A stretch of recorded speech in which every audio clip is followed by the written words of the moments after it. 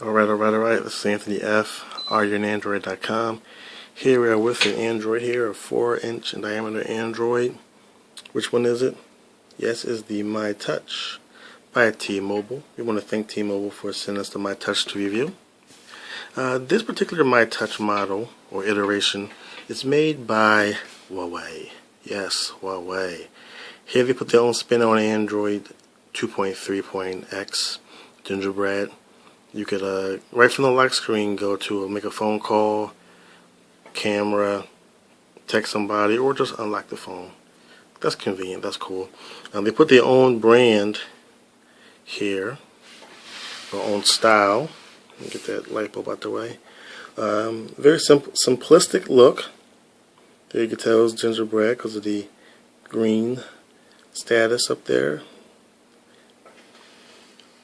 And here they have their own little look here with the emblems right there. That bottom right corner for the app tray. Let's see, which way do they go? And it's a vertical selection for the app tray, just like all the other phones are. Samsung wanted to be different, so I thought actually they wanted to be like iPhone, which happens. So that's the vertical. There you got going on. If you want to see what you just downloaded, or what you have downloaded, you can look at it here. So that's kind of cool. Downloads, recent downloads, or all the apps. It's a pretty fast phone. It is 1.4 gigahertz. It's a single processor. But for a low-end phone, this is pretty good. 4 inches, which is good. It's 1.4 gigahertz. It's a good price. It's only $50 after a $50 mail-in rebate for 2 years. So relatively, that's pretty good.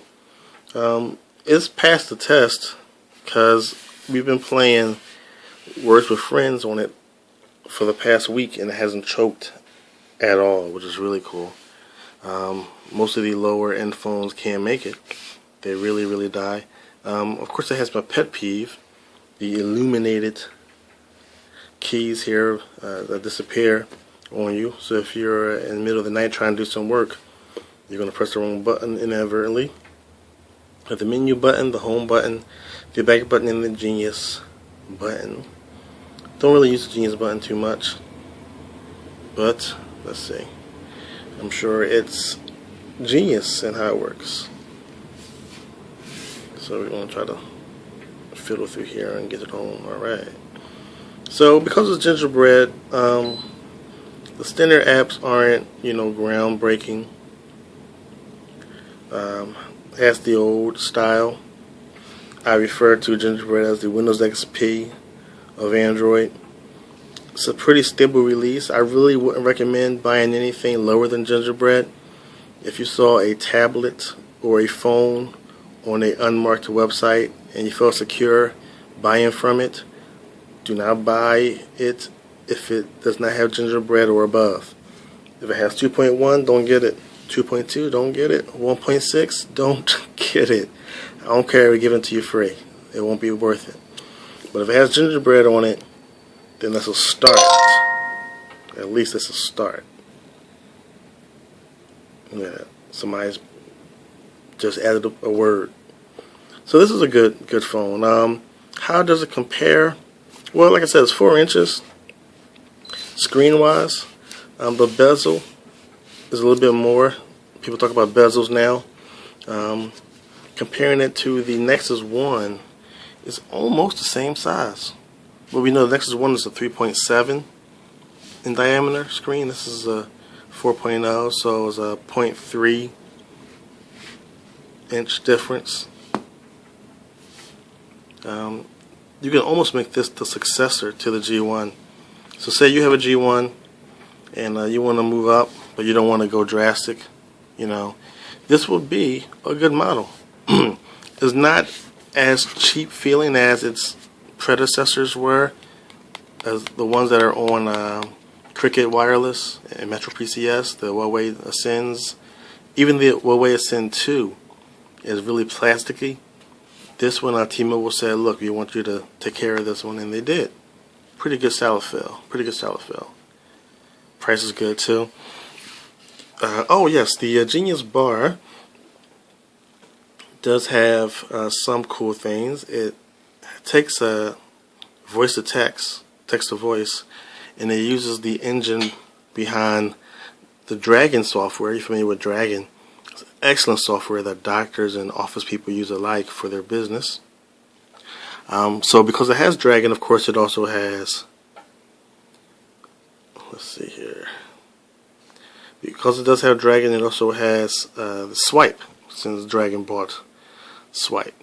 So let's see, it's equipped with a vivid 4-inch WVGA touch display, virtual QWERTY keyboard with swipe for easy text input as mentioned, from the Android 2.3, we know that, powered by a 1.4 gigahertz processor, which is really good for a low-end phone.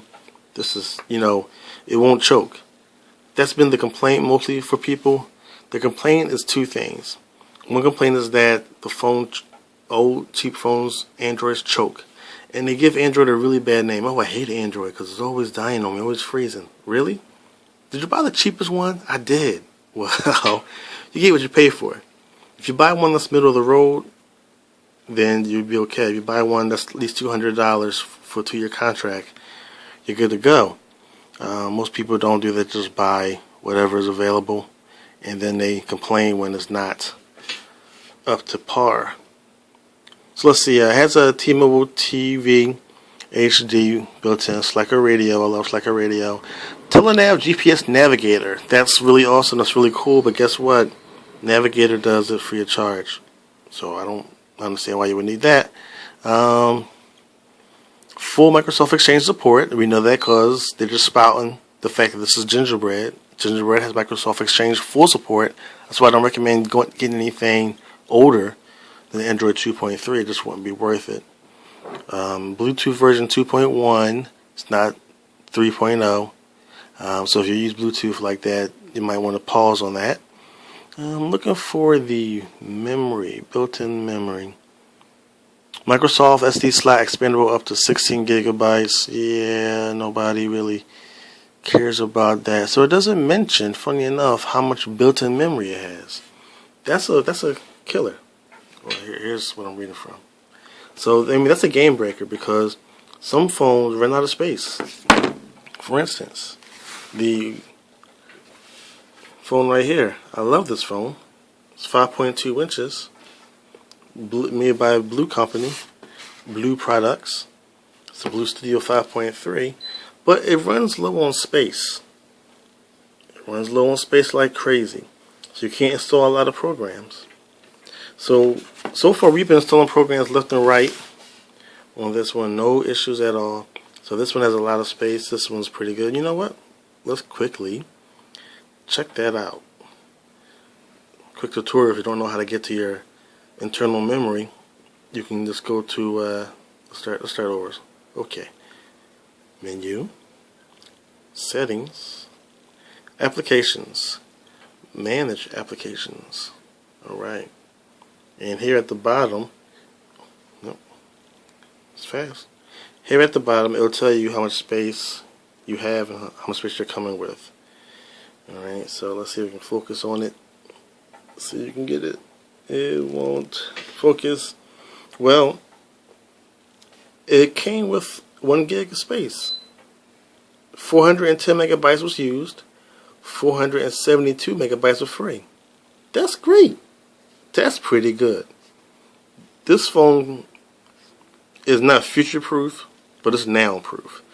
You can download tons of games on this and won't be complaining. That's another plus. Alright, another plus for Huawei. So, is the Huawei T-Mobile Mytouch worth it? I think it is. I think it is. For just, $50 after a $50 mail-in rebate, I think it's worth it. So this is Anthony F. AllYourAndroid.com. See ya.